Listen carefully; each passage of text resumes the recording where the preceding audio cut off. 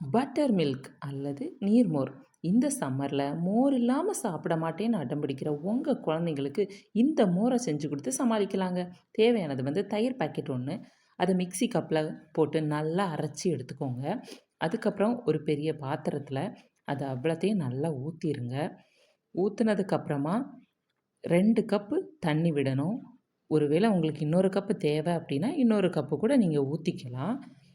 கொஞ்சம் கெட்டியாகவே இருக்கிற மாதிரி பார்த்துக்கோங்க. ரொம்ப தண்ணி போல் ஆயிடுச்சுன்னா இது கொஞ்சம் சுமாராக தான் இருக்கும். ஒரு சின்ன துண்டு இஞ்சி, அதை சின்ன சின்னதாக வெட்டி வச்சுக்கோங்க.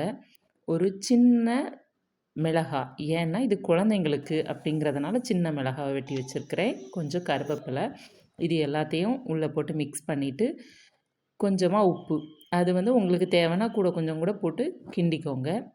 நல்லா கலக்கிக்கோங்க. உப்பு கரையிற வரைக்கும் கலக்கிட்டு, அப்புறம் மல்லி இலை.